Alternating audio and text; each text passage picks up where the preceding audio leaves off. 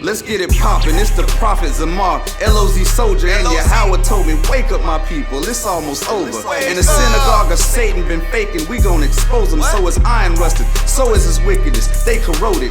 In John 3:16, the only verse these Christians quoting. I'm looking at them like, what the hell y'all been smoking? It's cold, hell is hot. Prosper in the law, call it jackpot. Never sell your soul, this is food for thought. Martyr for the Lord, Hebrew juggernaut. I got the bow, I got the hammer. Trust in the Lord, never trust a drummer. We in the slums, we in the sticks. On the corners where them brothers drop a couple bricks. Matthias with the law, if you live in the sin, the spirit gon' burn with the skin that you win. And the Lord ain't your friend if you really don't repent. He might just forgive, but it really just depends.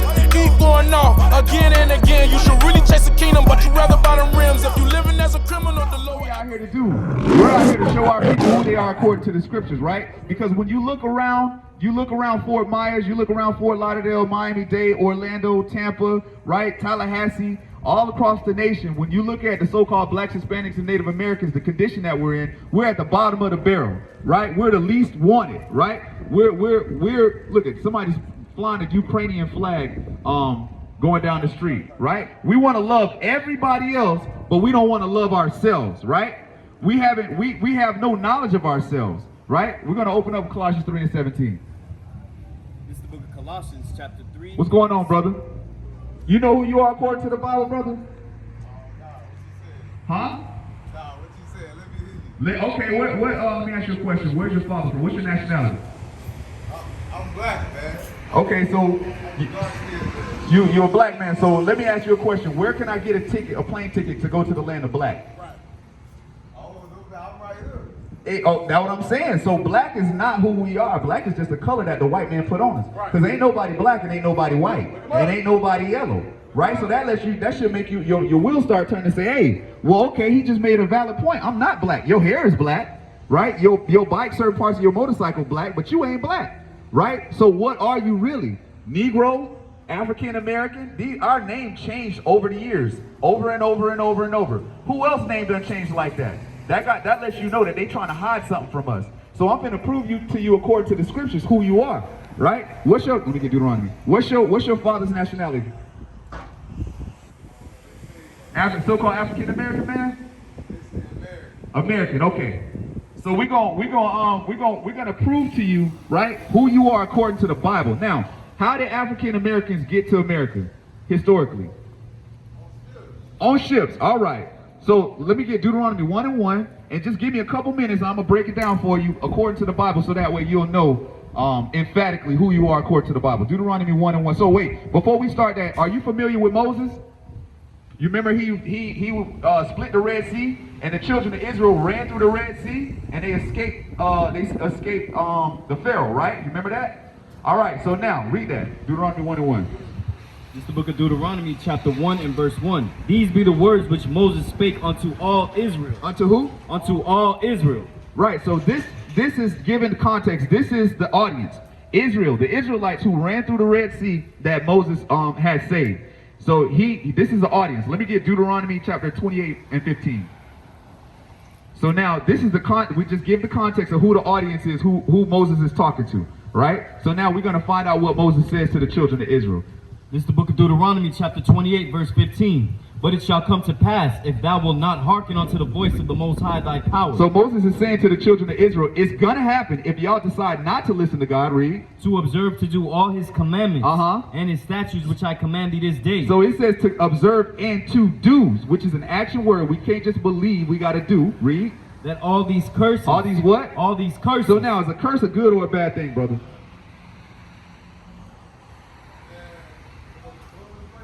Is a curse a good or a bad thing? All right, so he said all of these curses shall come upon thee and overtake thee. So he said curse, if we don't listen to God, these curses going to come on us. Not only just come on us, it was going to overtake us till we couldn't get away from them. So let me get Deuteronomy 28:68. We're going to jump right to the point because you said black people, so-called black people, got to America by ships, right? All right, let's read that in the Bible. It's the book of Deuteronomy chapter 28 verse 68. And the Lord shall bring thee into Egypt again. So remember, these are curses. So the Lord, Moses said the Lord's going to bring us into Egypt again. Now, if you have any knowledge of the scriptures, when we ran out of Egypt and crossed the Red Sea, what did we do? We ran out. We didn't take a ship, right? So why would we have to take a ship to go back? So that lets you know that that means something, right? Let me get Exodus 20 and 2. Because Egypt means something. Egypt isn't just a land, it's synonymous for another word. So we're gonna get the interpretation of that word Egypt. He said he's gonna bring us into Egypt again. Now, when we were in Egypt, do you remember what the children of Israel was doing? Slaves. So he said he was gonna bring us into Egypt again. Let's find out what that means. This is the book of Exodus, chapter 20, verse 2. I am the Lord thy God, which have brought thee out of the land of Egypt. Out of the land of Egypt. Out of the house of bondage. Out of what? Out of the house of bondage. So Egypt means the house of bondage. So when he says, I'm going to bring you into Egypt again, he says, I'm going to bring you into bondage again, right? So start at the top, at 28. And the Lord shall bring thee into Egypt again. Bondage again, read. With ships. With what? With ships. And we got over here how, brother?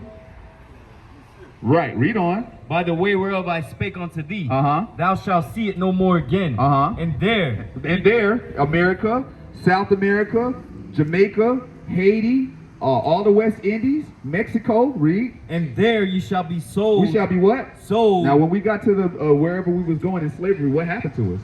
You shall be sold. What happened to us, brother? We were sold, right?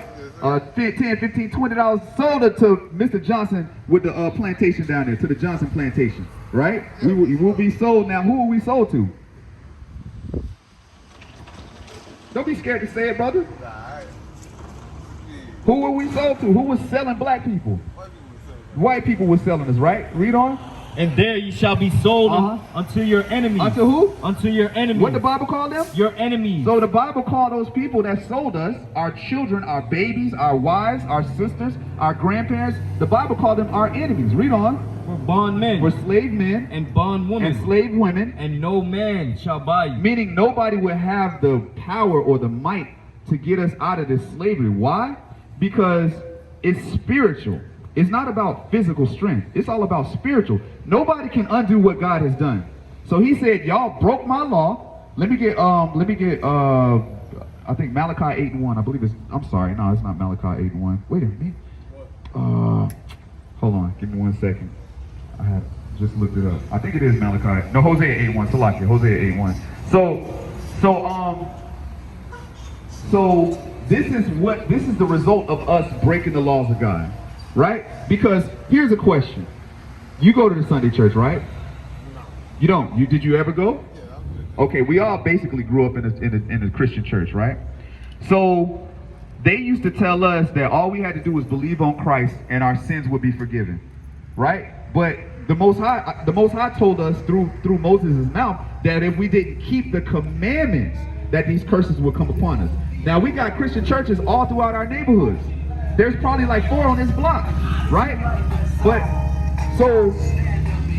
in Christian church, they don't tell us to keep the commandments. So what does that tell you about the Christian church?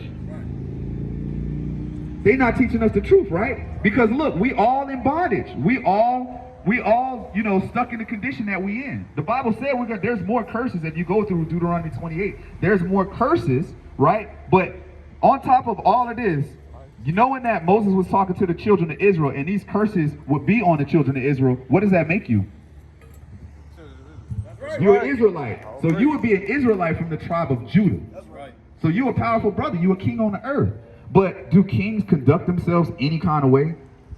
Kings, they have guidelines. They have rules. They don't hang around common folks, right? They separate themselves from everybody. We're supposed to be separated from everybody, whether you know it or not. Right? So now, knowing that, how are you going to conduct yourself? Let me get on Deuteronomy 10 and 12, Baba Kushah. It's like it for the other thing. We can just drop that. But Deuteronomy 10 and 12.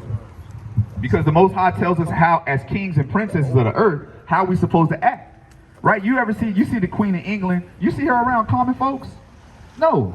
She be decked out in certain attire, right? She walks a certain way. She moves a certain way. She only speaks to certain people. Right? And she holds herself to a certain standard because she's royalty, supposedly. She's a dog on the earth as far as the Bible is concerned. Those are our enemies, like the Bible just said. We're the kings and we're the princes, right? So we have to conduct ourselves a certain way. This is what the Bible says about that. Read that. This is the book of Deuteronomy, chapter 10, verse 12. And now Israel, What doeth the Most High thy power require of thee? So this is what God requires of, you see it said Israel, it didn't say the whole world, it didn't say Christians, it said Israel, his people, read. But to fear the Lord thy God. But to do what? To fear the Lord thy God. Now do you know how to fear God? You say you fear God? Yeah. How do you fear God, brother? I think it's my team. I ride a motorcycle. I have to have some fear. Yeah. That's it. Okay, that's good. You have a respect for him, right? More than that. That's good. You should have more than respect for the Most High. Why? He wakes you up every morning. He puts food in your stomach. He provides a roof over your head. We do nothing of ourselves. The Most High is the one who provides us. No matter what we think we do, no matter if we go into that building and we apply for that job and we get the job based off the skills that we got, the Most High gave you those skills. We shouldn't give ourselves no honor. We should honor the Most High God in everything that we do. Everything. Read that, Art. This is the book of Sirach, chapter 2 and verse 15. This is how we fear God. They that fear the Lord will not disobey his word. Will not do what? Disobey his word. So when we fear God, we truly fear God, we won't disobey his word. Now what does his word say? That's a key right there. So what are these rules and these guidelines as royalty should we follow? Okay, first thing is our diet. Right? That's one thing that but there's a dress code, there's a diet, right? There's a ceremony on civil law. There's laws that we got. Just like America got all these laws that we supposed to follow, the Most High got laws that we supposed to follow. Now we supposed to follow these laws and we take them serious, right? Because what happens if we break laws in America? What happens? We go to jail. But what happens if we break God's laws? He will kill us. That's right. So what is more important? To focus on God's laws, who gives you life and will bring death to you, or to be fearful of a white man and his little laws? Right? When everything he does is contrary to God. He's talking about you can be a homosexual, all of these things, right? That's against God. So we need to fear God and follow his laws over this white man. You feel me? What's your name, brother? Lewis. All right. So let me get Hosea 4 and 6, Baba Kushan. Real quick. Matter of fact, I'm sorry. Let me get Leviticus 11. I'm sorry, my bad. So let's find out some of the laws. What's your diet like? You eat pepperoni pizza? You like bacon double cheeseburgers? Them things be fine now, right? Nah? Okay, so you already know what I'm on. Yeah. Now, do you know what the Bible says about that? Oh man, this man in the spirit. He's an unclean animal, right? So now, the Bible just said, those that fear the Lord will not break his commandments. And I know you fear the Lord. So what are you going to do? Are you going to now say, okay, well I know, but man, sometimes the sausage sandwich be so good, them Garcias, right? That what that was? That was a Garcia?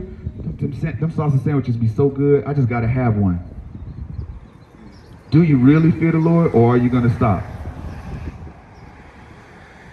You finna get on that motorcycle and go up the street. Do you really fear the Lord, or are you gonna stop? I mean, I got all day, honestly. I ain't got nothing to do today. But I'm saying, if you in your heart, you say, in your mind, you say, you know what? I know better, but it's just too good. I gotta have it. And you still ride around on that motorcycle. Remember what you said. You know better. So now it comes down to your actions. Let me get Titus 1 and 16. Titus 1 and 16. Good precept. This is gonna be my last precept. I'm gonna let the next teacher come up and teach you. But the spirit on you, brother. I know you really do love the Most High. I know you do. I can tell. Because most brothers won't take the time to even come up here and entertain a conversation about the Lord. I love the Lord, but I can't. I gotta go. Right? Let me get that Titus 1 and 16 real quick. This is the book of Titus, chapter 1, verse 16. They profess that they know God. Now you say you know the Lord, you love the Lord, you love him, respect him, read. But in works. In what? In works. In works, meaning stop eating that pork. They deny him. They do what? They deny him. It's just too good, I gotta have it. Being abominable. Being what? Abominable. Being abominable. That's a filthy, nasty thing. And disobedient. And what? And disobedient. And unto every good work. Right. Reprobate. So that's a good work, to stop eating pork. That's a good work, because you're keeping the laws of God. Right? You got to understand, will you put peanut butter and jelly in your gas tank? So, because you know that it's going to mess up. You know you got to put a certain type of gas in that thing. The Most High made you. So if he's telling you not to eat pork, it's not because he want to deny you from eating something that tastes good, because he knows it's going to destroy your body. That's right. So it's deeper than rap, right? So with that, I'm going to say shalom to the house of Israel. I'm going to let the next powerful... Let's get it poppin', it's the prophet Zamar, LOZ soldier, and Yahweh told me, wake up my people, it's almost over. In the synagogue of Satan been faking, we gon' expose them. So is iron rusted, so is his wickedness, they corroded. In John 3:16, the only verse these Christians quoting, I'm looking at them like, what the hell y'all been smoking? The kingdom